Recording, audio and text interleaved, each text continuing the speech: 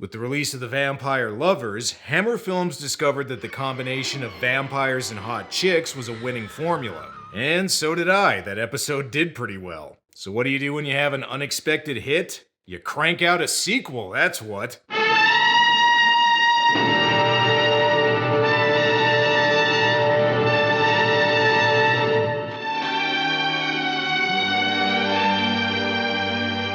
So with The Vampire Lovers becoming a success at the box office and helping raise Hammer's lagging fortunes, it was no surprise that they decided to rush out a sequel. And I do mean rush because Lust for a Vampire came out just 3 months after the first one. Despite the quick turnaround, the movie had something of a troubled production. It was originally supposed to be directed by Terence Fisher, who made classics like Curse of Frankenstein and Dracula for Hammer, but when Fisher had to back out after getting injured in a car accident, he was replaced by Jimmy Sangster, a screenwriter that also worked on Curse of Frankenstein and Dracula, but who had far less experience as a director than Fisher, having only directed one movie, The Horror of Frankenstein, before this. Additionally, American International Pictures, who co-financed the previous movie and helped with its distribution in North America, pulled out, and as a result, Hammer had to go to EMI to secure additional funding. They also weren't able to get a lot of the same actors as the first film, but honestly, considering this is a pretty loose sequel continuity-wise, that's not really a big deal. And hey, what really matters is that they still have some hot vampire chicks. I mean, even the title sounds like a softcore porn parody. That ought to put some asses in seats. And hopefully some eyeballs on this video. You can really tell this is going to be scary because Hammer used their Barbie pink font for this one. Anyway, the movie begins in an old-timey European village, naturally, a time when even the local tavern wench looked like the St. Pauli girl. I'm not sure what she's doing, but I think she's on her way to Grandma's house. However, she's got more to worry about than the big bad wolf. It's mysterious coachman offering her a ride.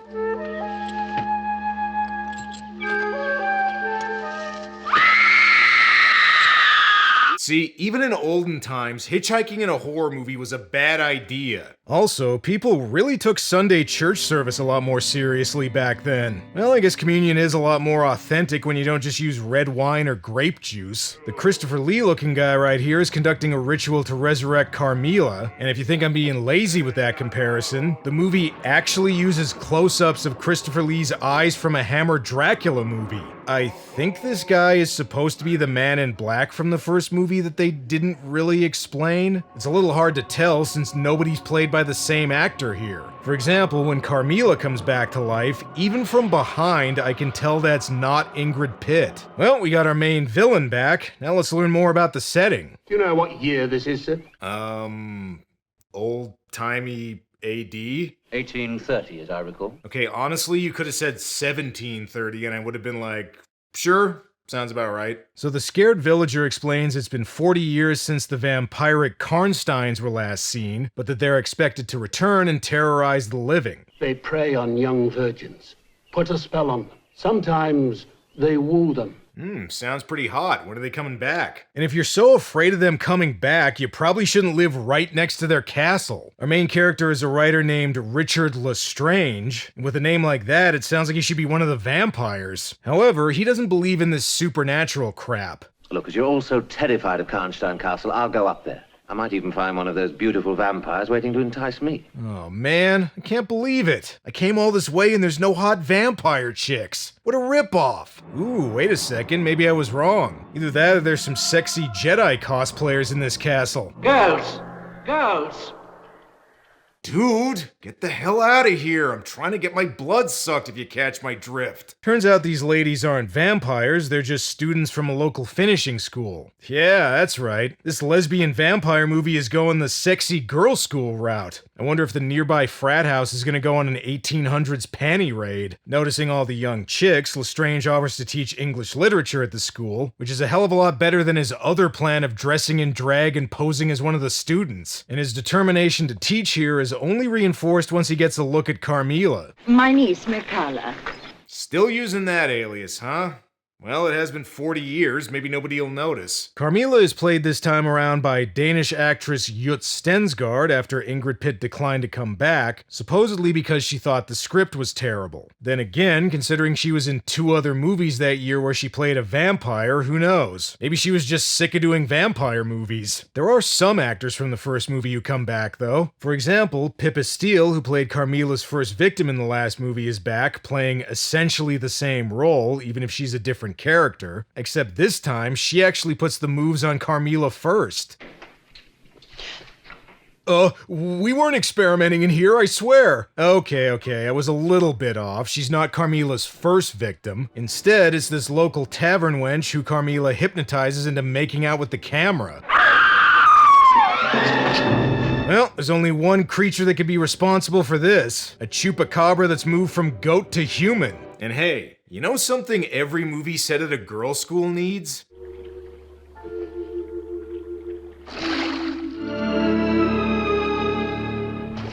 That's right, a skinny dipping scene. Then I thought I heard somebody and I went and had a look. Probably old Giles. He's always creeping around trying to catch us with no clothes on. Jeez, who does he think he is? The audience? Joke's on them, though. Giles was actually looking at the erotic My Little Pony fan art he stashed in the woods. Alright, above all, this is a place of learning. First, you girls are gonna read some books, then learn to walk while balancing them on your heads. Your education seems to have been neglected.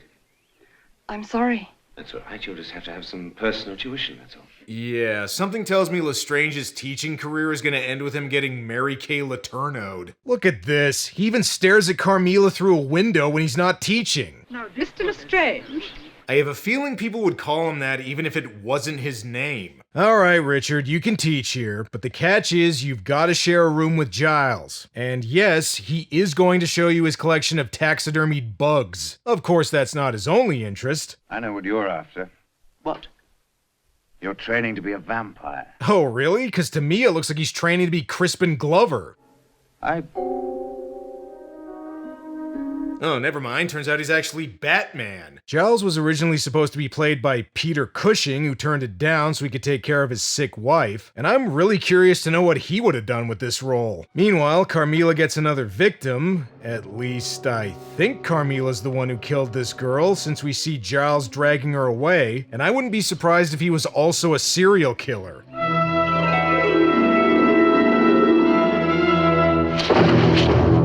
I'm sure she's fine. And the worst part is, Giles isn't the only creepy teacher at this school. I only came here to see you, to speak to you, because I love you. Okay, dude, you taught her 1 English class. Pump the brakes a little bit, will ya? Okay, forget the inappropriate romance with a teacher. One of the students has mysteriously gone missing, and the head mistress wants to sweep it under the rug. Susan will return of her own accord. And if she doesn't? Then I will report the incident. Very well. 48 hours. Okay, was the whole you can't report someone missing for 48 hours also a rule in the 1800s? Because you know that's not actually a real rule. Meanwhile, Giles takes the students on a field trip to Carmilla's grave. Unfortunately, Ingrid Pitt is not in there. Carmilla. During that period, it was the fashion for a child to be given an anagram of her mother's name or some other favored female relative. Marcella, Milaka, Mia Carla. She has really got to think of some new aliases. I have another question about this movie. Did spray tans exist in 1830? Looks like Giles has figured out that Mircalla is actually a vampire. Not that that was too hard. I checked my histories. I knew what I was looking for. The portrait of Camilla Karnstein. Do you know who the portrait was of, Mircalla? It was you. Based on the last movie, it wasn't, but whatever. Not only does Giles know that Carmilla's a vampire, but he's also apparently a huge metal fan. I want only to worship you, to be your servant. I will do whatever you demand of me. And he's also a vampire simp. Alright, Giles, she might bite you, but you're still not getting laid. Mircalla! Please. I only want to serve you. Jesus Christ, this guy's even thirstier than the vampires. Ah, poor Giles. He died as he lived, with women screaming at him. Later, Lestrange gets a visit from one of the teachers, Miss Playfair, which I guess is better than him going after the students. If only I could rid myself of this idea that Susan's disappearance and Giles are connected in some way. Well, Giles had a heart attack. There's nothing sinister about that. Yeah, I mean, it could have been a lot worse. Most people at this school figured they'd find Giles dead doing a David Carradine impression in a closet. Oh, and remember when I joked about Giles making erotic fan art earlier? Well, turns out I wasn't that far off. And this leads Lestrange to make a shocking discovery. Holy crap, Mircalla is Goblin spelled backwards! There's definitely something strange going on. No way Giles could get a hickey under normal circumstances. By this point, Lestrange has also figured out Mircalla's a vampire. Time to end her reign of terror once and for all. You have something to tell me?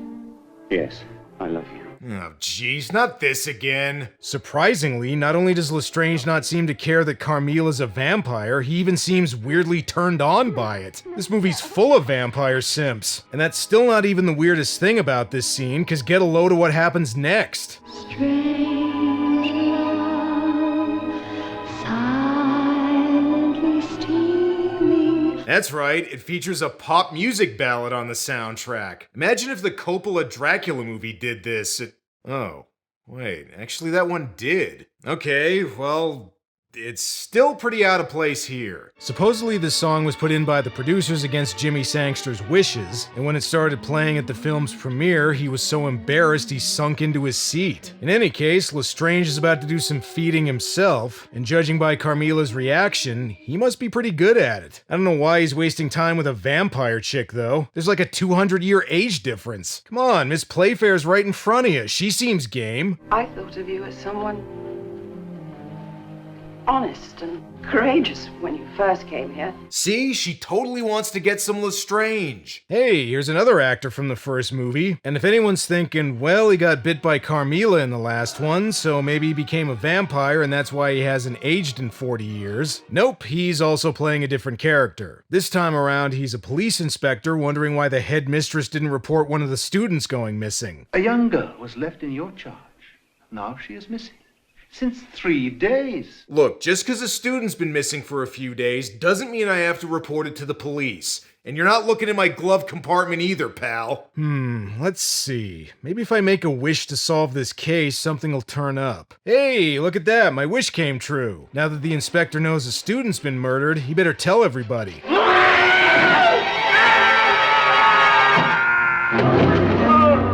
I'm sure he's also fine. Even if her murders have been covered up, Carmila overhears Miss Playfair telling Richard she thinks something weird's going on. And I'm saying that unless somebody does something about it soon, there's going to be another tragedy. Then it's I who should worry, not you.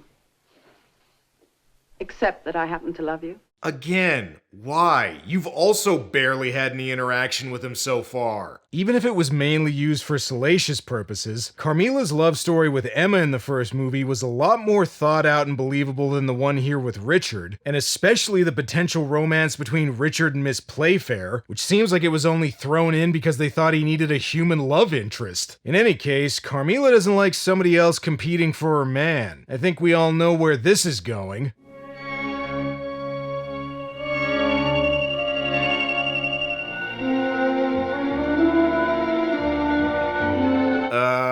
Where is this going exactly? Unfortunately for Carmila, she ends up getting clip blocked when she sees Miss Playfair's crucifix. As far as the missing girl goes, the headmistress decides to say she's been found dead, but her father doesn't buy her explanation. My daughter was a healthy girl.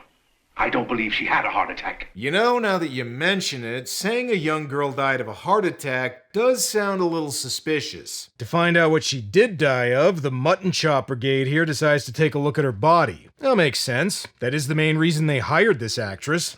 Just as I suspected, she actually died from falling on 2 thumbtacks. Yeah, I joke, but that's not much worse than the actual explanation they give. The theory is perfectly consistent with my examination. A heart attack. You did say there was a great loss of blood. Understandable in the circumstances. She lost a bunch of blood because of a heart attack? The townsfolk are starting to suspect there's vampires afoot, although are these supposed to be villagers, or is the band Slade playing here tonight? You don't need a doctor. Oh, okay, never mind. If they don't need no doctor, they must be humble pie. And wasn't this supposed to be a lesbian vampire movie? Mirkala? Hey, that's more like it. You've got someone in there. Who is it? Also, can I join in? Apparently, British censors objected to the overt lesbianism of the first movie, resulting in Hammer toning that down here, which is why Carmila's main love story is with a guy this time. But come on, they still knew the main reason the first one made money. Well, that does it. The villagers have had enough of this vampire shit and decide to form an angry mob and storm the castle. And if they can't find any vampires, they go looking for some Frankensteins. If you needed any more evidence this movie was made quickly, there's actually a shot where you can see almost the entire film crew along the side of the road. I've done lots of movies where you can see a boom mic or maybe the reflection of a cameraman in a shot, but this really takes the cake. It's like if they left the director saying action in the movie. Even though there's been a decent amount of nudity, so far the movie's been pretty light on blood, although they do try to fix that in this finale. And come on, Richard, what are you doing? You're risking your life just to get some vampire poon? Again, go for Miss Playfair. Richard! Richard, get out! Weirdly enough, the movie does suggest that Carmila really cares about Richard and her evil deeds were only because she's under the control of the Man in Black, but this plot point is introduced way too late and they don't develop it any further. Now in the last movie, Carmila got defeated after getting decapitated by Peter Cushing. That's going to be pretty hard to top, so what do they do here?